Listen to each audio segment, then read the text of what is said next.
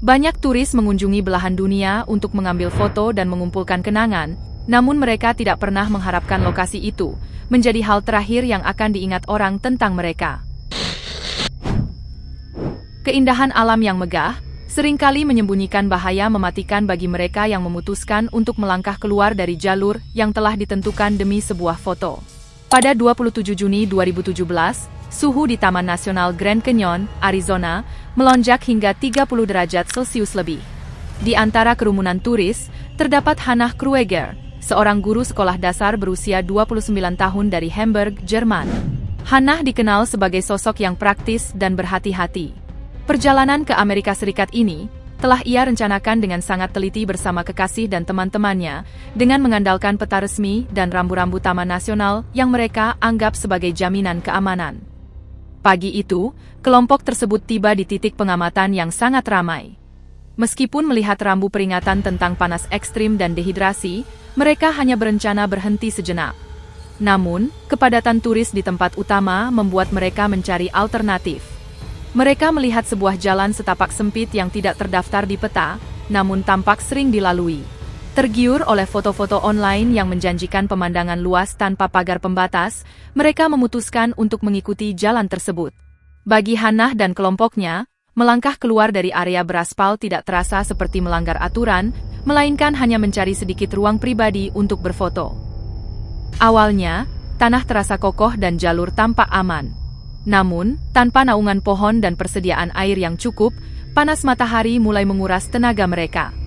Jalan tunggal yang mereka ikuti mulai memudar, menjadi beberapa garis samar di atas tanah yang gersang.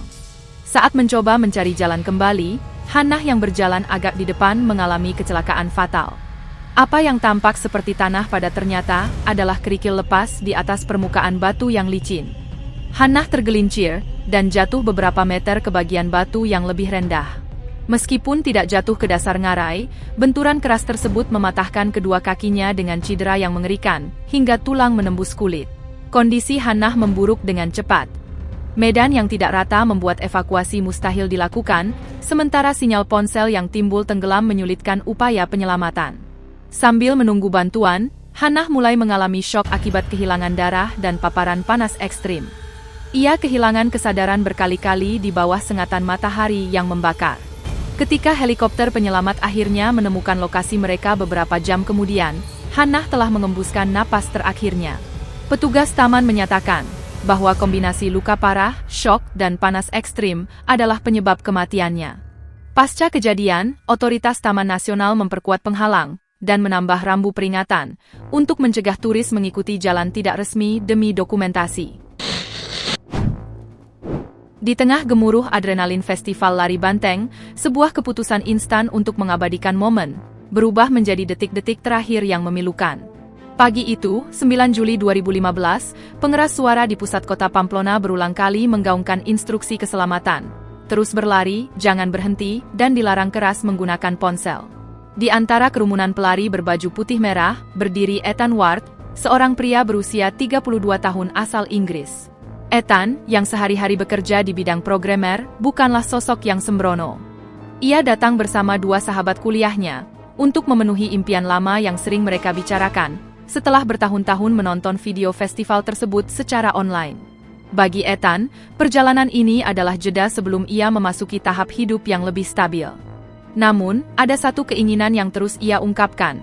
Ia ingin mendapatkan satu foto bagus sebagai bukti bahwa ia pernah menantang maut di Pamplona. Meskipun tanda peringatan dengan simbol kamera dicoret terpasang di sepanjang dinding, ambisi untuk mendokumentasikan momen tersebut tetap membayangi akal sehatnya. Suasana berubah seketika saat roket pertama ditembakkan, menandakan dimulainya pergerakan. Tak lama kemudian, roket kedua menyusul, memberi sinyal bahwa kawanan banteng telah dilepaskan. Tanah mulai bergetar. Ethan dan teman-temannya mulai berlari, namun arus manusia yang ramai segera memisahkan mereka. Di jalur yang semakin menyempit, teriakan manusia bercampur dengan suara derap kaki hewan yang mendekat dengan cepat.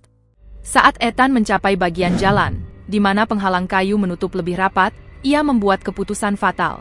Alih-alih terus berlari maju bersama arus pelari untuk mencari jalan keluar, ia justru melangkah ke samping, ke sebuah ruang kecil antara penghalang dan jalur lari. Saksi mata melihatnya mengeluarkan ponsel dan mengangkatnya, mengarahkan lensa kamera ke arah kawanan banteng yang sedang bergerak menyerbu ke arahnya.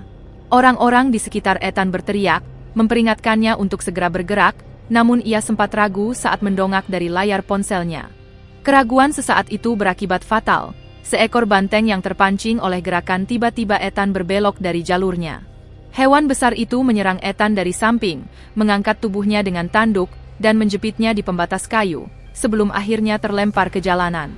Ethan kemudian dinyatakan meninggal dunia akibat cedera internal yang sangat parah. Ponsel yang ia gunakan untuk mengambil foto terakhirnya ditemukan tergeletak dengan layar yang retak. Setelah insiden tersebut, panitia festival meningkatkan patroli dan memperketat larangan penggunaan ponsel di sepanjang jalur. Di balik keindahan alam liar Afrika, batas antara kekaguman dan bahaya sangatlah tipis, terutama ketika seekor raksasa memutuskan untuk mempertahankan wilayahnya. Pada 3 Agustus 2018, di jalan tanah sempit dekat Taman Nasional Kafue, Zambia, Linda Carver sedang menikmati hadiah pensiun yang telah ia rencanakan selama bertahun-tahun. Mantan perawat berusia 68 tahun asal Kanada ini adalah sosok yang sangat berhati-hati. Karena menderita radang sendi, Linda memilih safari kendaraan, agar tetap bisa menikmati satwa liar dengan nyaman. Ia sangat mempercayai pemandu, dan mengikuti setiap instruksi keselamatan dengan saksama demi mewujudkan impiannya, melihat gajah dari jarak dekat. Pagi itu terasa sempurna. Kendaraan safari terbuka yang ditumpanginya bergerak perlahan menembus rerumputan tinggi. Linda duduk di barisan depan dengan kamera di pangkuan, siap mengabadikan setiap momen. Pemandu telah memperingatkan untuk tetap duduk dan tenang, sebuah aturan yang dipatuhi Linda dengan penuh disiplin. Namun, medan yang mereka lalui mulai menyempit, menyisakan sedikit ruang untuk bergerak jika terjadi keadaan darurat. Keadaan berubah mencekam, ketika seekor gajah jantan besar muncul dari semak-semak. Gajah tersebut menunjukkan tanda-tanda must, suatu kondisi hormonal yang membuatnya sangat agresif dan tidak terduga. Pemandu yang menyadari bahaya segera berusaha menghidupkan mesin untuk mundur. Namun, ban kendaraan tersangkut di tanah gembur, memberikan waktu bagi sang gajah untuk mendekat. Linda, yang sangat fokus pada lensanya, terus berusaha membidik kepala gajah tersebut. Ia tampaknya lebih terkonsentrasi untuk mendapatkan foto sempurna, daripada menyadari betapa sedikitnya jarak yang tersisa. Kesunyian sabana pecah, saat gajah jantan itu melebarkan telinga dan menyerang tanpa ragu. Tanah bergetar hebat saat raksasa tersebut menabrak sudut depan truk safari. Gajah tersebut menancapkan gadingnya di bawah rangka baja, dan mengangkat kendaraan itu hingga miring pada sudut yang tajam. Linda, yang duduk di sisi yang terangkat, kehilangan keseimbangan, dan meluncur keras ke arah pagar pelindung. Dengan kekuatan penuh, gajah itu menggulingkan kendaraan ke samping. Linda terjepit di antara rangka baja penyangga, saat kendaraan tersebut terbalik. Semuanya terjadi begitu cepat. Hanya dalam hitungan detik, kendaraan tersebut sudah dalam posisi terguling, dan sang gajah melangkah pergi. Linda Carver dinyatakan meninggal dunia di tempat, akibat patah tulang yang sangat parah. Setelah tragedi ini, perusahaan tur memperketat aturan jarak minimum, dan melarang penggunaan jalur sempit demi menghindari insiden serupa. Kisah Linda menjadi pengingat pedih, bahwa di hadapan kekuatan alam yang murni, keselamatan harus selalu berada di atas ambisi dokumentasi. Bagi para pelancong, perjalanan adalah tentang pengalaman dan bukti visual. Namun, bagi sebagian orang, kunjungan tersebut justru membuat mereka menjadi bagian dari tempat itu selamanya. Kisah tragis ini bermula pada 14 April 2018 di Vietnam. Di sebuah jalan sempit kawasan kota tua, kafe-kafe berjejer hanya beberapa senti dari rel baja. Para turis berkumpul dengan ponsel dan kamera, menunggu fenomena yang sering mereka lihat secara online. Sebuah kereta api yang melintas di celah pemukiman yang tampak mustahil untuk dilewati. Salah satu turis tersebut adalah Emily Hartman, seorang desainer grafis berusia 27 tahun asal Portland, Oregon. Setelah menyelesaikan kontrak kerja panjang, ia memutuskan bertualang sendirian ke Asia Tenggara. Emily dikenal sebagai pribadi yang terorganisir, namun ia seringkali berani melampaui batas saat bepergian. Sepanjang perjalanannya, ia mendokumentasikan setiap momen indah sebagai kenangan pribadi. Sore itu, ia berada di jalan kereta api, lokasi yang di media sosial dicitrakan memiliki bahaya yang terkendali, asalkan seseorang tahu kapan harus menepi. Emily memilih kafe yang memiliki pemandangan barisan depan. Staf kafe telah memperingatkan pelanggan untuk tetap menempel ke dinding, dan tidak bergerak saat kereta tiba pukul 18.20. Ketika klakson berbunyi, meja-meja ditarik mundur dan suasana berubah menjadi tegang. Emily berdiri dan mundur sesuai perintah, namun saat melihat layar ponselnya, ia merasa komposisi bidikannya tidak tepat, karena terhalang bangunan. Ia pun mencondongkan tubuh sedikit ke depan, untuk memperluas sudut pandang kamera. Fokus Emily teralihkan sepenuhnya pada layar ponsel, hingga ia tidak menyadari betapa dekatnya jaraknya dengan kereta. Getaran mengguncang tanah dan suara peringatan mulai diteriakkan. Di ruang yang sangat sempit tersebut, gerakan beberapa senti saja akan menjadi pembeda antara nyawa dan maut. Sisi kereta menyenggol bahu Emily, membuatnya kehilangan keseimbangan dan terseret ke arah kereta, sebelum akhirnya jatuh di pinggir rel. Emily dinyatakan meninggal di tempat kejadian akibat trauma benda tumpul parah. Pemerintah segera menutup kafe-kafe di sepanjang rel, dan memasang penghalang keamanan di bagian tersempit. Rekaman ponsel menunjukkan betapa cepatnya maut menjemput, saat seseorang melangkah keluar dari zona aman. Kejadian ini menjadi pengingat bagi dunia pariwisata, bahwa dokumentasi tidak boleh mengabaikan keselamatan jiwa. Di balik kemegahan bangunan kuno yang telah berdiri ribuan tahun, terdapat lorong-lorong sunyi, yang tidak memberikan ruang bagi satu pun kesalahan manusia. Pada 11 Oktober 2017, Thomas Adler, seorang insinyur sipil berusia 41 tahun asal Munich, Jerman, tiba di dataran tinggi Giza. Berbeda dengan turis pada umumnya, Thomas datang bukan untuk bersuah foto, melainkan untuk mempelajari keajaiban teknik konstruksi piramida Agung Khufu. Sebagai ahli restorasi struktur bersejarah, ia telah menghabiskan 10 tahun memimpikan momen untuk melihat langsung distribusi beban batu dan sistem pendukung interior piramida.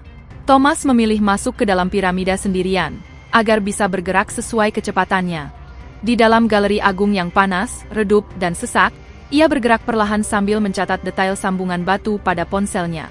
Namun, rasa ingin tahu profesionalnya menyebabkan Thomas melangkah melampaui batas yang diizinkan bagi publik. Saat perhatian penjaga teralihkan oleh kelompok tur lain, Thomas menyelinap melewati penghalang pemeliharaan menuju sebuah celah samping yang gelap. Lorong tersebut tidak diperuntukkan bagi pengunjung. Lantainya curam, licin karena aus selama berabad-abad, dan tidak memiliki pegangan tangan. Tanpa pencahayaan yang memadai, Thomas kehilangan keseimbangan di atas permukaan batu kapur yang miring. Ia tergelincir dan jatuh sedalam 6 meter ke dalam rongga perawatan vertikal yang tersembunyi. Benturan keras pada kepala dan bahunya, membuat Thomas terjepit di ruang yang sangat sempit di dasar rongga. Di dalam batu tebal piramida, suara berperilaku aneh. Setiap teriakan minta tolong yang ia teriakkan tertahan oleh dinding batu, membuatnya tak terdengar oleh ribuan turis yang lewat hanya beberapa meter di atasnya. Keberadaan Thomas baru disadari pada sore hari, saat staf menemukan ketidaksesuaian jumlah pengunjung. Melalui pemeriksaan saksama, petugas menemukan bekas goresan dan debu di dekat jalur pemeliharaan. Proses evakuasi memakan waktu berjam-jam, karena sempitnya lorong interior piramida, sehingga tidak memungkinkan penggunaan tandu atau peralatan pengangkat modern. Setelah tubuhnya berhasil diangkat, Thomas Adler dinyatakan meninggal dunia akibat benturan di bagian kepala yang parah. Sejak insiden itu, pengamanan di titik-titik buta diperketat, untuk memastikan tidak ada lagi pengunjung yang menyimpang dari jalur resmi. Itulah deretan kisah kematian turis paling mengerikan yang pernah terjadi dalam sejarah. Jika Anda menyukai video ini, jangan lupa klik tombol suka dan pastikan untuk berlangganan channel kami, agar tidak ketinggalan cerita yang kami bagikan. Terima kasih telah menonton, dan sampai jumpa di kisah-kisah luar biasa berikutnya.